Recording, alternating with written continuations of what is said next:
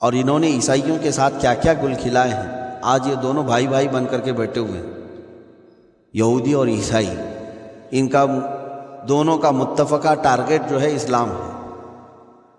جب دشمن سیم ہوتا ہے تو بھائی بن جاتے ہیں۔ ایسا ہوتا ہے، انسان کی فطرت ہے کہ آپ کو دشمنی ہو گئی میرے سے، تھوڑے دنوں کے بعد دیکھتے ہیں کہیں دور کا کوئی دشمن نکلا تو یہ آپ وہاں اس کو بلا لیتے ہیں، آ جاؤ ہم دونوں ساتھ میں لڑتے ہیں۔ تیسرا کوئی اور ملا، چاہے وہ کتا ہی کیوں نہ ہو، تو بھائی ہے ہمارا، کیونکہ ہمارا دشمن سب کا سیم ہے۔ تو کتا بھی، بکرا بھی، خنزیر بھی سب مل جاتے ہیں۔ دشمنی جو ہے سب کو ملا۔ آپ کو حیرت ہوگی، میں یہ یوں ہی نہیں کہہ رہا، یہودی اور عیسائی اتنے کٹر دشمن کہ انہوں نے اتنا قتل عام کیا کہ دنیا میں اتنا قتل کسی نے نہیں کیا ہوگا۔ عیسائیوں نے یہودیوں کو مارا۔ ہاں، یہ بڑے سیدھے بنے گھومتے ہیں نا یہ آج عیسائی، کہ امن کے دائی ہیں، ہم جو ہے پیس چاہتے ہیں، شانتی چاہتے ہیں۔ کہاں کی شانتی؟ ساری شانتی کو دنیا کے بھنگ کیا ہے تو عیسائیوں نے کیا ہے۔ قتل عام کیا تھا یہودیوں کا، بیت المقدس کو 2 مرتبہ توڑا ہے انہوں نے، عیسائیوں نے، ان کے بڑے بڑے بادشاہوں نے۔ 1 لاکھ یہودیوں کو ایک ساتھ مارتے رہے۔ ٹائٹس کے زمانے میں، ہرکیولس کے زمانے میں یہودیوں کو بہت مارا ہے، قتل عام کیا، اور یہودی ان کے اوپر برے برے الزامات لگاتے رہے عیسائیوں پر۔ صرف ان پر ہی نہیں، سیدہ بی بی مریم پر، حضرت عیسیٰ علیہ السلام پر گندے الزامات ان کی کتابوں میں موجود۔ ایک دوسرے کی لڑائیاں اتنی تھیں، اور اتنا ہی نہیں، جرمن کے ہٹلر کا جو معاملہ ہے وہ بھی پتہ ہے۔ ان کو ایک لفظ سے اتنی چڑ ہے، ہولوکاسٹ اگر کسی نے کہہ دیا تو دنیا بھر میں اس پر مقدمہ کر دیتے ہیں۔ ان کو تکلیف ہے اس چیز سے۔ 60 لاکھ یہودی مارے گئے تھے، بڑی مشہور بات ہے۔ جب یہ داستان آئے گی تو ہم اس کو بھی سنائیں گے، اس کی حقیقت کیا ہے۔ لیکن میں آپ کو ایک بات بتا دوں کہ یہ کٹر دشمن ایک دوسرے کے خون کے پیاسے، اور آج بھائی بھائی بنے ہوئے ہیں، بھائی بھائی ہیں، کہ دونوں مل کر کے حکومت کریں گے، دونوں ساتھ ساتھ چلیں گے، ہم تم پر نہیں ماریں گے، تم ہم پر نہیں مارو۔ کیوں؟ دونوں کا ٹارگٹ اسلام ہے۔ مسلمان ان کے دشمن ہیں، اور انہوں نے یہ طے کر لیا ہے کہ ہم دونوں مل کر کے مقابلہ کریں گے اسلام کی۔ میں کہتا ہوں یہ دونوں کیا، اور 200 دیگر مذاہب اور ادیان مل جائیں اور کریں اسلام کا مقابلہ۔ اسلام کی فطرت میں قدرت نے وہ لچک دی ہے، جتنا ہی دباؤ گے اتنا ہی وہ ابھرے گا۔ ہاں، اسلام اللہ رب العزت کی حفاظت میں ہے، قرآن اور رسول اللہ کی ذات یہ میرے رب کی حفاظت میں ہے۔ تو یہ یہاں سے یہودیوں کی وہ بدکاریوں کا بھی ذکر اللہ نے فرمایا۔ یوں ہی آپ کو یہ نہیں کہا گیا ہے کہ غیر المغضوب علیہم ولا الضالین، ہم ہر فاتحہ میں پڑھتے ہیں نا، کیا مطلب؟ مغضوب انہی کو کہا گیا یہودیوں کو جن پر اللہ کا غضب ہوا۔ ضالین سے مراد عیسائی ہیں جو راستہ بھٹکے ہوئے ہیں۔ تو اللہ تبارک و تعالیٰ نے ہمیں دعا سکھائی کہ تم نمازوں میں بھی یہی دعا کرو کہ اللہ یہ بھٹکے ہوئے اور مغضوب جن پر غضب ہوا ان کے راستے پر ہمیں نہ چلا۔ اللہ تبارک و تعالیٰ نے ہمیں یہ دعا سکھائی ہے۔ کون سی دعا؟ غیر المغضوب علیہم ولا الضالین، پڑھتے ہیں نا۔ مغضوب کا مطلب جن پر غضب ہوا وہ یہودی ہے، ضالین کا مطلب بھٹکے ہوئے، راستہ ہٹے ہوئے، یہ عیسائی ہیں۔ تو ان دونوں کے راستے سے پناہ مانگنے کا حکم آیا ہم کو۔ یوں یہ نہیں آیا، یہ بڑی شریر قوم ہے، بڑی شریر قوم ہے پوری دنیا کی، اور قرآن نے ان کی شرارتیں اس زمانے کی بھی گنا دی ہیں، آج بھی وہ اسی شرارت پر باقی ہیں، اسی شرارت پر باقی ہیں۔ رب تعالیٰ فرماتا ہے کہ یہ کہتے تھے کہ اللہ کو ہم کو کھلے طور پر دکھا دو تو ہم مان لیں گے، موسیٰ علیہ السلام کے بعد۔ پھر جب بجلیاں آئی پکڑی ان کو، ان پر آسمان گرا دیا گیا تھا، آسمان کو قریب کر دیا گیا تھا بادلوں کو، یہ ڈر کے مارے سب پھر توبہ کرنے لگے کہ ہم باز آتے ہیں۔ آپ اگر پڑھیں گے تو ان پر 5 قسم کے عذابات اللہ نے بھیجے۔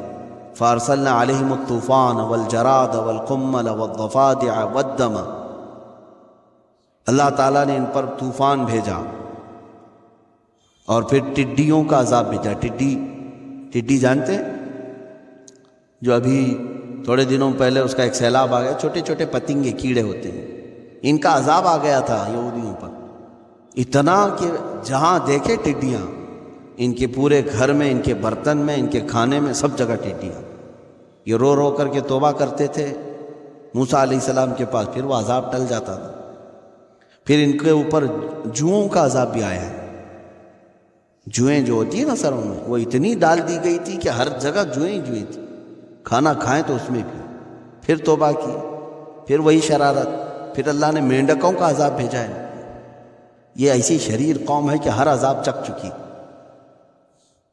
پھر اس کے بعد توبہ کیے، 5ویں مرتبہ خون کا عذاب آیا، ان کے سارے کنویں، ان کے سارے پانی خون خون ہو گئے۔ کھانا بناتے اور کھانے کے لیے بیٹھتے، منہ میں ڈالتے تو خون ہو جاتا۔ لیکن یہ ایمان والوں کے ساتھ نہیں تھا، ایمان والے جب کھانا کھاتے تو اچھا ہی کھاتے تھے۔ تو یہ جو ہے نافرمان ان کے پاس جا کر کہتے تھے کہ تم جو ہے پانی پیتے ہو، ہم کو بھی پلا دو، تو وہ پانی ان کے ہاتھ سے لے کے پیتے، ان کے منہ میں جاتا، پھر خون بنتا۔ یہاں تک کہ ان کو کلی کرنے کے لیے کہتے کہ تمہارے منہ میں تو خون نہیں بن رہا ہے، تم پانی اپنے منہ میں لو اور ہمارے منہ میں کلی کرو۔ وہ ایمان والے اپنے منہ میں لے کر کے پانی ان کے منہ میں کلی کرتے، ان کے منہ میں پہنچتے، پھر خون بنتا۔ وہ اللہ کا عذاب تھا۔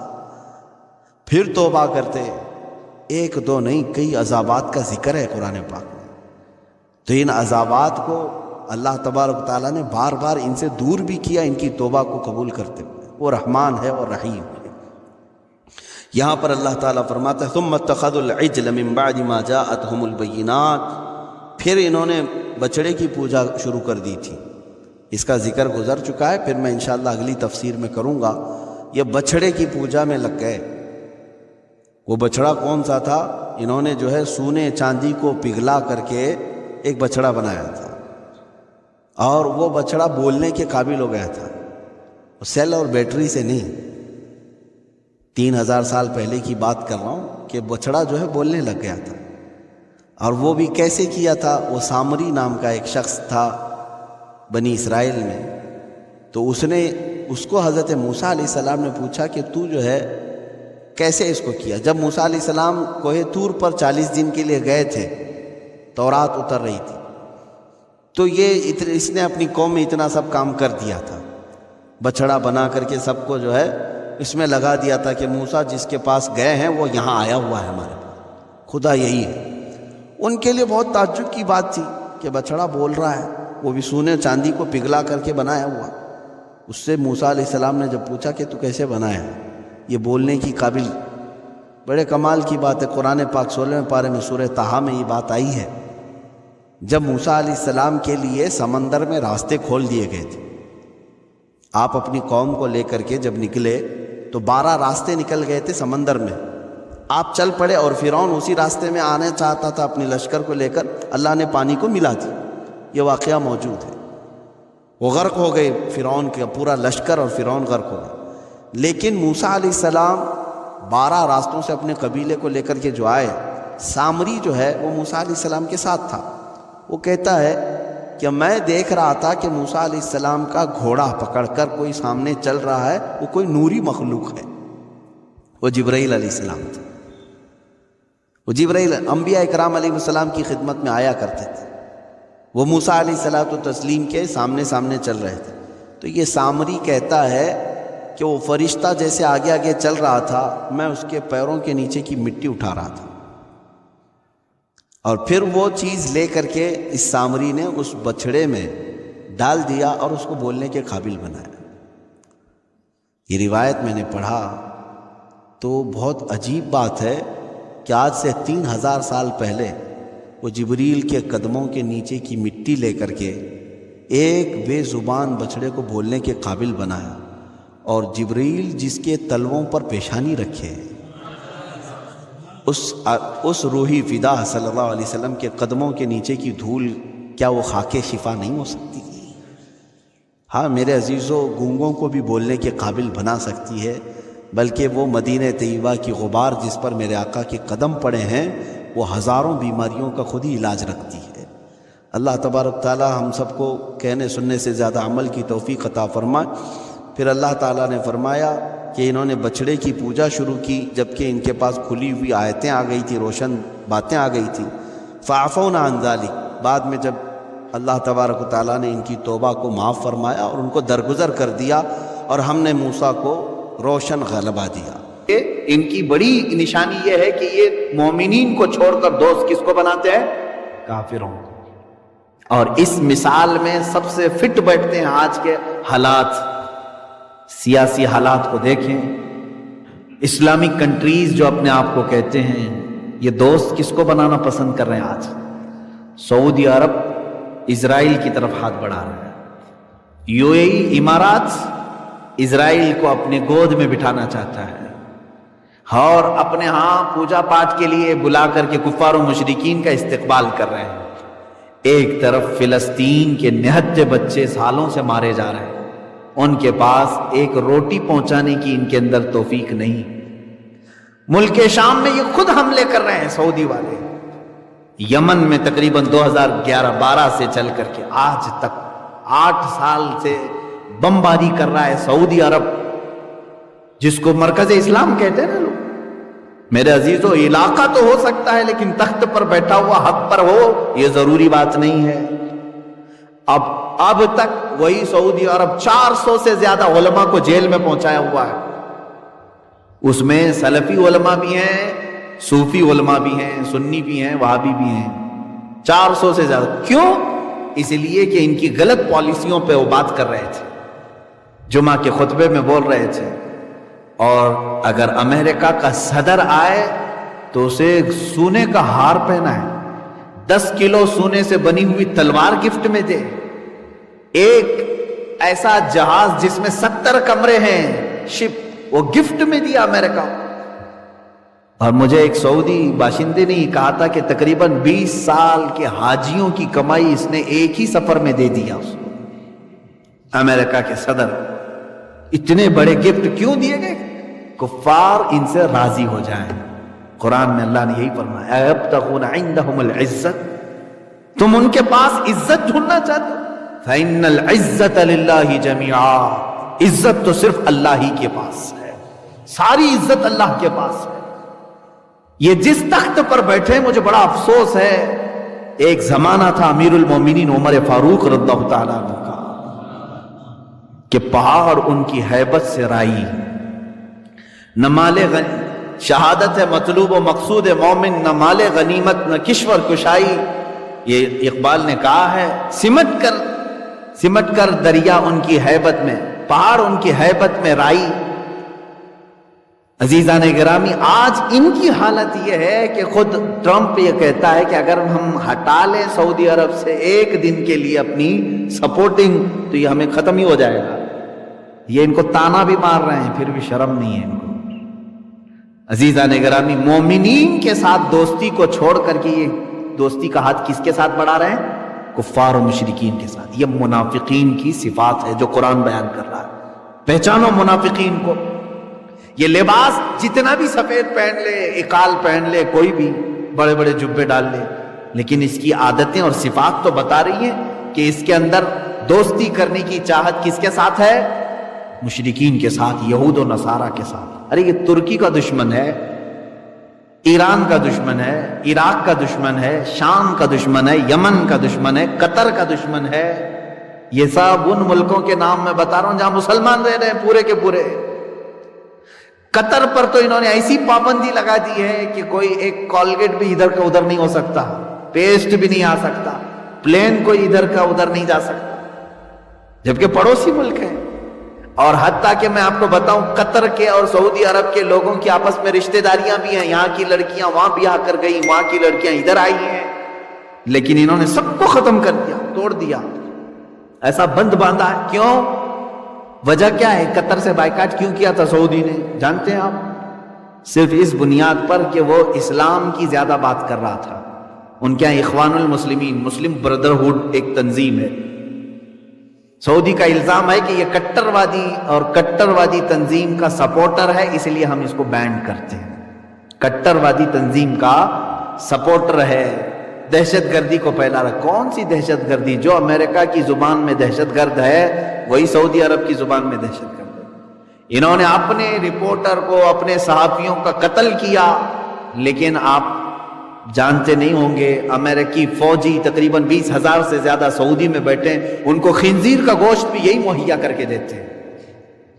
ہاں صاف سی بات ہے، یہ کفار و مشرکین کے ساتھ ان کی دوستی، اٹھنا بیٹھنا ان کے ساتھ، شراب کباب ان کے ساتھ، اور مومنین سے تمہاری دشمنی، یہی تو منافقین کی صفات ہے۔ میں پوچھتا ہوں ان لوگوں سے جو آج تک چلاتے تھے ارے سعودی کو فالو کرو، سعودی کو فالو کرو، اب بھی تمہاری آنکھیں نہیں کھلی کہ ان کی غلط پالیسیوں پر؟ انہوں نے سینما تھیٹر کھول دیے پورے سعودی عرب میں صرف کفار و مشرکین کو راضی رکھنے کے لیے، پردے کو ہٹانے کا حکم دے دیا، آزادی دے دو، بیچ بنانے کا آرڈر دے دیا کہ ننگے وہاں پر بھی ناچیں۔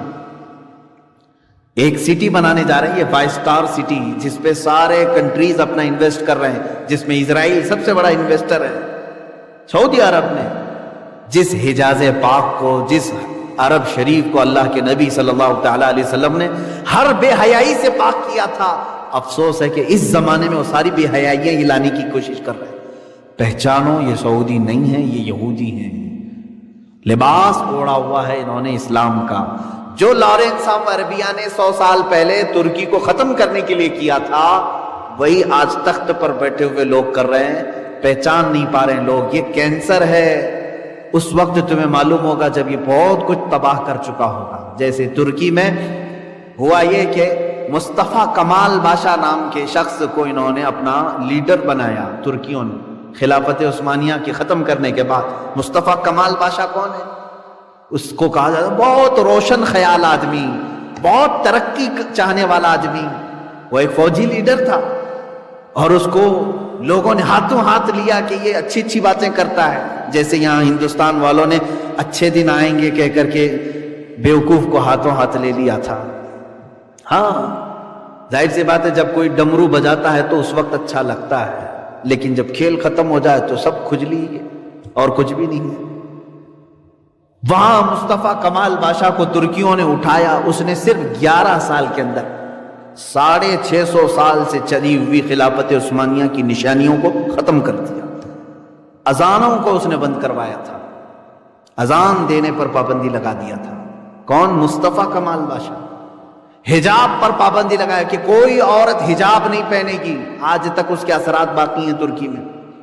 یورپ کے رنگ میں رنگنے کے لیے یہ یورپیوں کا پیدا کیا ہوا شخص تھا، مصطفیٰ نام ہے، اور اس نے قرآن پاک کو تک عربی میں پڑھنے کی پابندی لگا دی تھی کہ عربی زبان ہی نہیں چلنی چاہیے، جو کچھ پڑھو وہ ترکی زبان میں ہو، قرآن ترکی زبان میں پڑھو، نمازیں ترکی زبان میں پڑھو، اذان بھی اگر دینا ہے تو ترکی زبان میں۔ کیوں؟ یہی چوہا ہے جو مین وائرنگ کاٹنا چاہتا ہے۔ عربی زبان ایسی ہے جو پوری دنیا کے مسلمانوں کو آپس میں جوڑتی ہے۔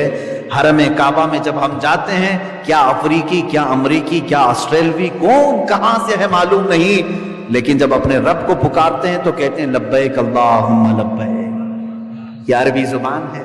جس خطے میں بھی جاؤ، نماز اگر کوئی مسلمان پڑھتا ہے تو سورہ فاتحہ ہی سے شروع کرتا ہے۔ اس زبان سے ہم سب کو جوڑا گیا تھا، اور اس چوہے نے اسی کو کاٹنے کی کوشش کی، اس زبان کو ختم کرو۔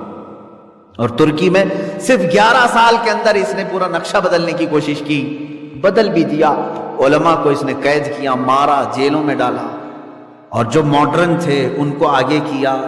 ترکی کا لا بنایا اس نے، سمویدھان جیسے ہے، اور سیکولرزم پر ترکی قائم رہے گا، یہ وہاں پر لکھا ہوا ہے۔ اور اگر کوئی بھی صدر غیر سیکولر آئے تو فوج کو اختیار ہے کہ اس کا تختہ پلٹے اور فوج قابض ہو جائے، یہ آئین میں اس نے لکھوایا۔ ایسی ایسی چیزیں کہ پوری ترکی کو یورپ کے ہاتھوں بیچ دیا کہ ترکی اپنی ہی زمین سے کوئی فائدہ نہیں اٹھا سکے گا۔ دریائے فاسفورس سے جتنے بھی جہاز گزریں گے وہ کوئی ٹیکس نہیں دے گا ترکی کو۔ پورا یورپ ترکی کی زمین آج بھی استعمال کرتا ہے، کوئی ٹیکس نہیں دیا جائے۔ یہ کون ایگریمنٹ بنا ہے؟ مصطفیٰ کمال باشا، جس نے ابھی مسجد آیا صوفیہ جو معاملہ ابھی چند دنوں پہلے آپ نے سنا ہوگا، یہ 500 سال سے مسجد تھی اور اس کو اس نے بدل کر کے میوزیم بنا دیا تھا۔ یہی وہ شخص تھا مصطفیٰ کمال باشا۔ ترقی کے نام پر، ماڈرنیٹی کے نام پر जिद्दत के नाम पर पूरे इस्लाम की जड़ें खोखली कर दिया था। लेकिन जब ये मरा तब उलमा को पता चला कि ये यहूदी था, इस्लाम का लिबास ओढ़ करके मुसलमानों में आया था। एक फिरका है यहूदियों का, दोनमा फिरका, जो लोग अपने बच्चों का नाम ही मुस्तफ़ा, मुर्तज़ा, मोहम्मद, अहमद रखते हैं, पढ़ाते भी हैं मुसलमानों, लेकिन उनसे वादा लेते हैं, अहद लेते हैं कि तुम इस्लाम की बेखनी करो, जड़ें काटोगे, मुसलमानों में जमातें बनाओगे, उनमें फिरके पैदा करोगे, ये अहद लेकर के निकलते हैं। उन्हीं में से एक शख्स था मुस्तफ़ा कमाल। मेरे अजीजों, इन मुनाफिकीन की अगर फहरिस्त गिनाऊं तो बहुत लंबी चली जाएगी, लेकिन अफसोस इसी बात का है कि हम पहचान नहीं पाते और ये बहुत नुकसान कर जाते हैं। होना क्या चाहिए, इनका इलाज क्या है? वही मैंने शुरू में जो बताया है, बिल्ली पालो। तुम अहले सुन्नत व जमाअत के उलमा की सोहबत इख्तियार करो, दीनी कुतुब का मुताला अपने लिए लाजिम पकड़ लो, बाद में कोई भी आकर के तुम्हें बहकाएगा नहीं इंशाअल्लाह अज़ीज़। और उलमा को भी चाहिए कि वो अपनी इज्जत व वक़ार को संभाल करके रखें। आज हमारी कौम उलमा से दूर है तो उनके अखलाक से बेजार होकर के दूर हो गई है। वो अपनी वक़ार को संभाल करके नहीं रख रहे, जिसकी वजह से कौम उनके करीब आने से कतरा रही है। अरे इनके पास क्या जाए। आज उनको भी अपनी इस्लाह की जरूरत है। मैं उलमा को भी कहता हूं कि अपना वक़ार संभालो, अपनी इज्जत संभालो। आज भी कौम प्यासी है, तुम्हारे सोहबत में गुजारना चाहती है वक्त। बहुत दूर दूर से लोग ये सवाल करते हैं कि हमारी जिंदगी में महीने में 2 दिन हमें मिलते हैं, मैं चाहता हूं कि किसी बाअमल आलिम की सोहबत में गुजारें, कहां जाएं?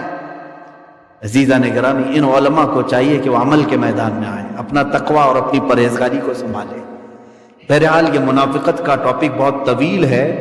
2 चीजें मैंने जिक्र किया। एक आदत इनकी ये है कि ये काफिरों को दोस्त बनाते, मोमिनीन को छोड़कर। ये सिफत अगर किसी में मिलती है तो उससे दूर हो जाओ, बेजार हो जाओ। एक दिन ऐसा आएगा कि ये तुमको भी काफिरों की सोहबत में ले जाएगा। अगर किसी को देख रहे हो कि ये बार बार मुसलमानों की बुराई करता है और सिर्फ काफिरों की तारीफ करता है, तो समझ जाओ कि मुनाफिक है, इसका दिल मुनाफिक हो गया है। ऐसे से अपने आप को दूर करो। मुसलमान जितना भी गिरा हुआ हो अखलाकी एतबार से, लेकिन इसकी बख्शिश की उम्मीद है। अल्लाह रब्बुल इज्जत बख्श देगा। लेकिन जो खुदा को ही अपना दुश्मन समझा हुआ काफिर है, उसको तुम कैसे अच्छा कह सकते हो? जो तुम्हारे पैदा करने वाले का ही नहीं हो सका, वो तुम्हारा कहां से हो सकेगा? इस बात को हमेशा अपने बांध करके रख लो। ये हमारी नसीहतों में से एक चीज तो ये है कि मुनाफिकीन, कैसर और किसरा, ये 2 सुपर पावर का नाम मैं बता रहा हूं। रोम का बादशाह, ईरान का बादशाह। रोम के बादशाह को कैसर कहते थे, ईरान के बादशाह को किसरा कहते थे। जब हजरत उमर फारूक रज़ियल्लाहु ताला अन्हु के जमाने में ये दोनों भी कंट्रीज फतह हो गई, ये दोनों सुपर पावर टूट कर बिखर गए। रोम भी और इधर का ईरान भी, दोनों भी सल्तनत इस्लामिया में दाखिल हो गए, खिलाफत इस्लामिया में आ गए। अब मसला ये था कि हजरत उमर फारूक रज़ियल्लाहु ताला अन्हु के पास सहाबा वहां का माले गनीमत लेकर के आए। माले गनीमत किसको कहते हैं? जब दुश्मन सारी चीजें छोड़कर चला जाए तो जो बचा हुआ माल है वो फतह पाने वाली जमात का होता है। तो सहाबा वहां से माले गनीमत लेकर के आए। उस माले गनीमत में एक बहुत ही कीमती कालीन भी आया। वो किसरा के यहां दरबार में बिछाया जाता था। उस कालीन की अहमियत इतनी थी कि अगर दुनिया के किसी शख्स को बादशाह उस कालीन पर बिठा दे तो जिंदगी भर फख्र करता था कि किसरा के महल के उस फला कालीन पर बैठा हुआ मैं आदमी हूं। वो फख्र करके लोगों को बताता था कि वो बहुत ही कीमती कालीन था, और ऐसे वैसे किसी हर आदमी को बिठाता भी नहीं था। जब किसी को बहुत नवाजना होता था बादशाह को, उस कालीन पर वो बिठाता था। किसरा के दरबार का कालीन। अब जब किसरा की सारी सल्तनत टूटकर बिखर गई तो वो कालीन भी माले गनीमत में आया। सहाबा उसको मदीना लेकर के आए। रसूल करीम सल्लल्लाहु ताला अलैहि वसल्लम का ये मदीना तैयबा, जहां सैयदना उमर फारूक रज़ियल्लाहु ताला अन्हु की खिलाफत का जमाना है। सहाबा ने कहा, या अमीर अल मोमिनीन, माले गनीमत में एक बहुत कीमती चीज आज हमारे हाथ आई है। कहा क्या चीज है? कहा वो कालीन जिस पर बैठने के लिए हर कोई तमन्ना करता था, किसरा बादशाह के दरबार में बिछा हुआ कालीन, और उस पर बैठ करके जाने वाला जिंदगी भर फख्र करता था। آج وہ ہم لے کر کے آئیں، اس کو کہاں رکھا جائے؟ کیا آپ کی کرسی اس پر بچھائی جائے یا منبر پر رکھا جائے؟ کہاں رکھا جائے؟ سنو میرے عزیزو، امیر المومنین نے فرمایا اے میرے صحابہ لاؤ اس قالین کو۔ دیکھا نہایت ہی نفیس، عمدہ، قیمتی قالین۔ حضرت عمر فاروق رضی اللہ تعالیٰ عنہ نے فرمایا مسجد نبوی کے دروازے کے باہر بچھاؤ، ہر نمازی اپنا پیر پوچھ کر اندر آئے گا۔ جو رسول اللہ کی مسجد میں آئے گا وہ اپنا پیر پوچھ کر کے آئے گا۔ یہ ہے مومن کامل جو بتاتا ہے عزت ہے تو رسول اللہ کے قدموں میں ہے۔ ہم قالین پر بیٹھ کر کے زندگی پر فخر کریں گے؟ فرمایا اس قالین کی حیثیت رسول اللہ کے غلاموں کے تلوے ہیں، ان تلووں کے نیچے وہ قالین ہوگا۔ آج یہ چند سکوں کے لیے، تھوڑی سی اپنی عزت کے لیے مشرکین کے پاس بیٹھ کر کے سوچتے ہیں کہ ایک سیلفی لے لیں گے ان کے ساتھ بیٹھ کر کے، میری عزت میں اضافہ ہو جائے گا۔ تمہاری سیلفیاں جو ہے یہ ساری چیزیں دوزخ میں لے جائیں گی۔ کسی کے ساتھ بیٹھ کر کے تم یہ سوچتے ہو کہ میری عزت میں اضافہ ہو جائے گا، دکھاؤں گا میں سب کو فلاں لیڈر کے ساتھ بیٹھے ہو، یہ دیکھو سیلفی ہے۔ میرے عزیز تو فخر کرنا تو اس بات پر چاہیے تھا کہ میں گنبد خضرا کی چھاؤں میں آیا ہوں، میں میرے آقا صلی اللہ تعالیٰ علیہ وسلم کے دربار میں آیا۔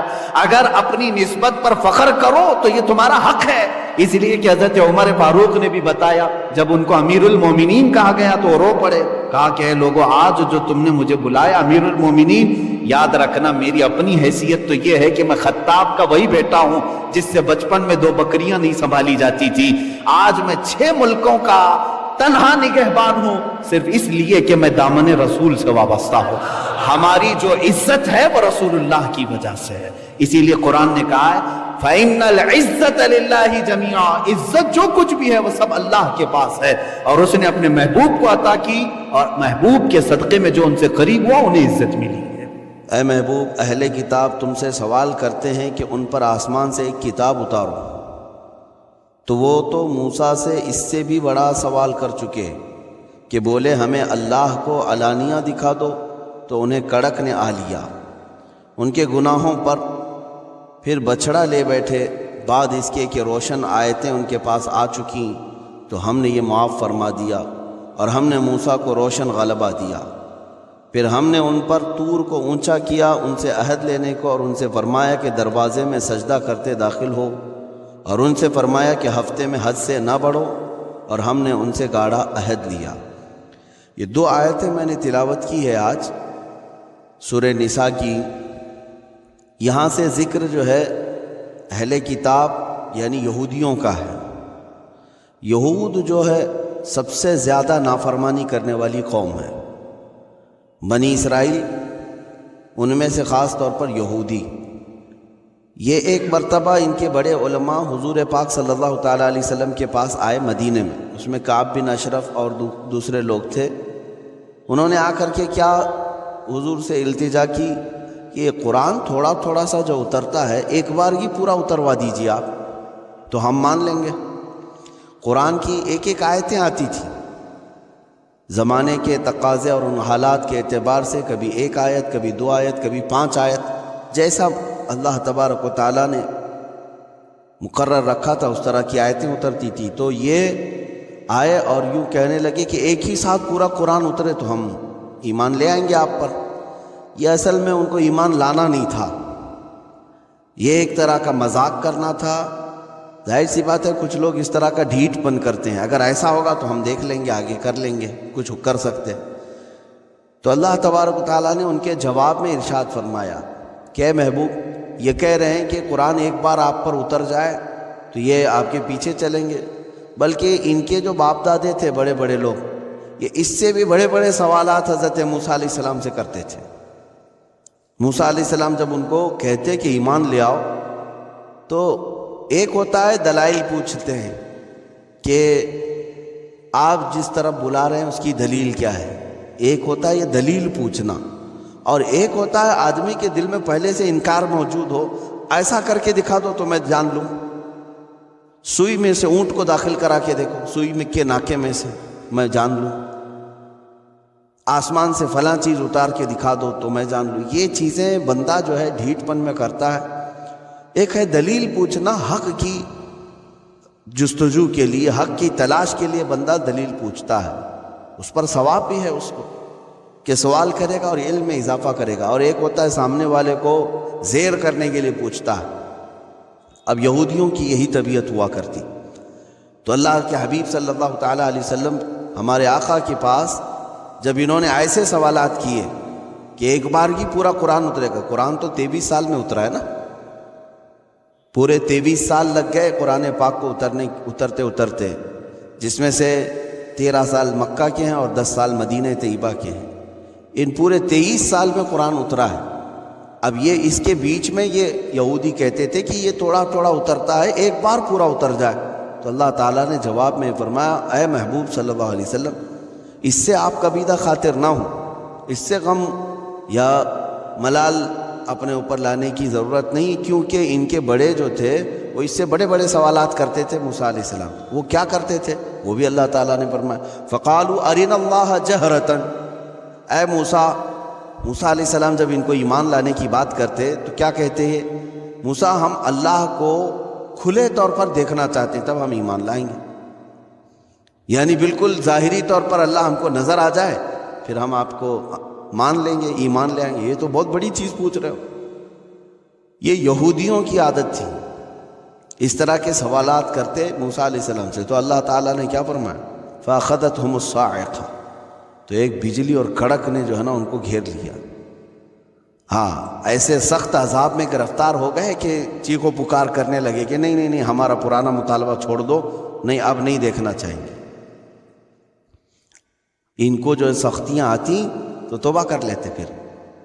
تو اللہ تعالیٰ فرماتا ہے کہ یہ اپنے ظلم کی وجہ سے، اپنے گناہوں کی وجہ سے ڈھیٹ پن کرتے تھے، اور پہلے پارے میں ہی یہ آیتیں گزر بھی چکی ہیں، تفسیر میں عرض کیا گیا تھا، وہاں پر بھی ان لوگوں نے یہی کہا کہ موسیٰ علیہ السلام سے یہ کہتے تھے کہ آپ جو ہے اللہ تبارک و تعالیٰ کی بارگاہ میں ہمیں بلاتے ہیں اور ہم تو خدا کو دیکھے ہی نہیں ہیں، کیسے ہم ایمان لے آئیں گے؟ تو وہ یوں کہتے تھے۔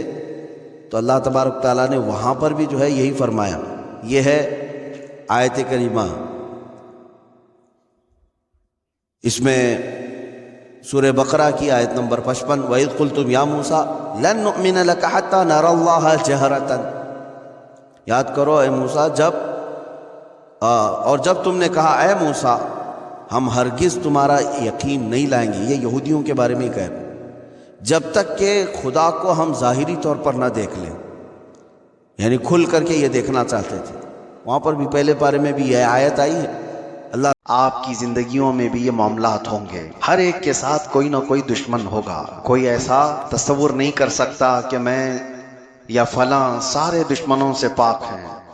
اور کبھی کبھار ہمارے پاس لوگ آ کر کے کہتے ہیں کہ حضرت فلاں میرے ساتھ وہ کر رہا ہے، یہ کر رہا ہے، میں تو کسی کا برا چاہتا ہی نہیں۔ یہاں یہ قانون نہیں ہے کہ آپ کسی کا برا چاہ رہے ہیں تبھی آپ کے ساتھ کچھ برا ہو رہا ہے۔ دنیا بہت سارے لوگوں سے ایسی بھری ہوئی ہے جو خاموش چلنے والوں کے ساتھ بھی دشمنی کرتی ہے۔ ان کو یہ ضروری نہیں ہے کہ آپ نے ان کا کچھ بگاڑا ہو، آپ راستہ چلنے والے ہوں، لیکن اس کے باوجود بھی کچھ لوگوں کو اچھا نہیں لگتا آپ کا راستہ چلنا۔ آپ سر جھکا کر کے چلتے ہوں، یہ بھی بہت سارے لوگوں کے لیے صحیح نہیں لگتا۔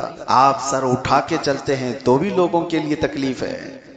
تو خامخواہ جو تکلیف ہے لوگوں کو، ہر ایک کا کوئی نہ کوئی دشمن یا چھوٹا ہوتا ہے یا بڑا ہوتا ہے، لیکن ہماری زندگیوں میں کسی دشمن کا ہونا یہ اس لیے نہیں ہے کہ ہم سب کو ختم کر دیا جائے، بلکہ اس لیے ہے کہ ہم اللہ سے زیادہ قریب ہو جائیں، اس سے پناہ مانگنے لگ جائیں۔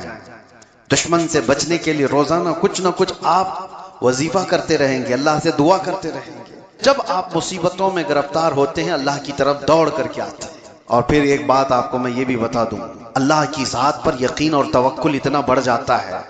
ہم مسلمان ہیں، اس اعتبار سے میں کہہ رہا ہوں، دشمن چاہے جیسے بھی ہوں، لیکن مسلمان یہ سوچتا ہے کہ میرے رب سے بڑھ کر طاقت کس کی ہے۔ یہ جتنا ضرر پہنچانے والے ہوں گے یہ اپنی طاقت کے حساب سے پہنچاتے ہیں، اور اللہ حفاظت کرنے والا ہے، وہ اپنی طاقت سے حفاظت کرتا ہے۔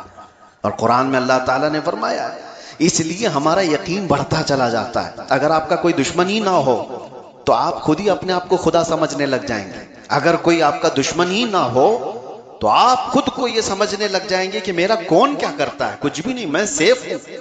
اور جہاں پتہ چلا کہ کچھ دشمن ہیں جو طاقتور بھی ہیں یا سازشی ہیں یا جال بننے والے ہیں، تو اندر سے ایک خوف پیدا ہوتا ہے کہ میری غفلت میں کہیں وہ مجھ پر حملہ آور نہ ہو جائے۔ اس لیے بارگاہ رب العزت میں روزانہ دعا کرتا ہوں کہ مولا ان دشمنوں سے میری حفاظت فرما۔ میرے عزیزو، ہماری اور تمہاری طاقت کا کیا کہنا؟ سید الانبیاء رسول اکرم صلی اللہ تعالی علیہ وسلم، اللہ تعالیٰ کے وہ محبوب نبی، اگر وہ حکم دیں تو آپ کے ساتھ سونے اور چاندی کے پہاڑ چلا کریں گے، حضور نے خود فرمایا۔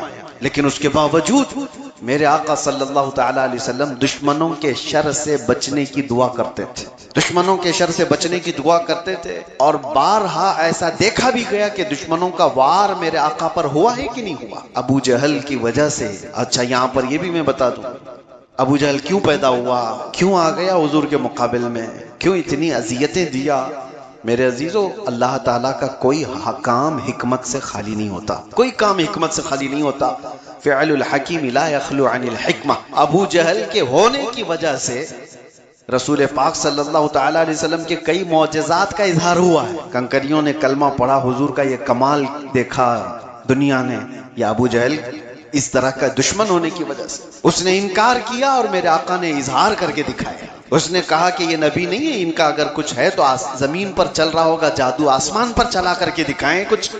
حضور نے اشارہ کیا اور چاند دو ٹکڑے ہو گیا۔ اس کا انکار کرنا تھا، میرے آقا نے اظہار کر کے دکھایا۔ دشمنوں کا کبھی کبھار ہونا آپ کے کمالات کے اظہار کا سبب بنتا ہے۔ ہاں، اسی لیے اقبال یہ کہتا ہے، تندیے باد مخالف سے نہ گھبرا اے عقاب، یہ آتی ہے تجھے اونچا اڑانے کے لیے۔ اردو کے ہارڈ لفظ ہوں گے، آپ کو میں بتاتا ہوں۔ کہنا یہ چاہتے ہیں اقبال، تندیے باد مخالف سے نہ گھبرا اے عقاب۔ عقاب ایگل کو کہتے ہیں، پرندہ بہت اونچا اڑتا ہے، یہ اونچا اڑتا ہے لیکن کبھی کبھار نیچے آ جاتا ہے۔ اور تندیے باد مخالف کا مطلب ہوتا ہے الٹا چلنے والی ہوا۔ کبھی مخالف سمت سے ہوا تیز چلنے لگ جائے تو عقاب کو مشکل ہو جاتا ہے کہ اگر ہوا ادھر سے آ رہی ہے اور یہ اڑ ادھر سے رہا ہے، تو اقبال یہ کہتے ہیں ایسی مخالف سمت سے آنے والی ہوا سے مت گھبرائے عقاب۔ عقاب کیا کرتا ہے اس وقت؟ ہوا اگر تیزی سے مخالف سمت سے آئے تو وہ ہوا کا مقابلہ کرنے کے لیے اس میں گھس نہیں جاتا، بلکہ اوپر جاتا ہے جہاں سے ہوا نہیں آ رہی ہو، یعنی مخالف سمت سے ہوا نہ آ رہی ہو، اتنا اونچے اوپر چلا جاتا ہے تاکہ یہ مخالف سمت سے آنے والی ہوا سے میرا ٹکر نہ ہو۔ تو اقبال یہ کہتا ہے، مخالف سمت سے آنے والی تیز ہواؤں سے نہ گھبرا اے عقاب، اے امت محمدیہ، یہ آتی ہے تجھے اونچا اڑانے کے لیے، تم ان سے اوپر چلے جاؤ، تمہیں تمہاری حیثیت بتانے کے لیے دشمن آتے ہیں۔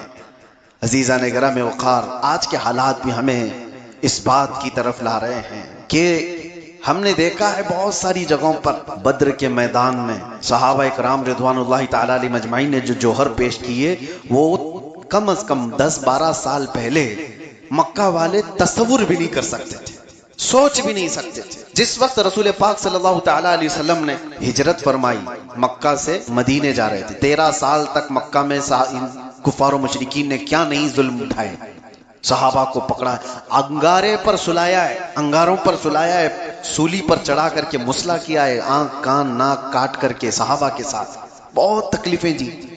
اس وقت تو پورے مشرکین یہ سمجھتے تھے کہ یہ کمزور لوگ ہیں، ضعیف لوگ ہیں جو محمد کے ساتھ چل رہے ہیں، کبھی بھی ان کا خاتمہ ہوگا۔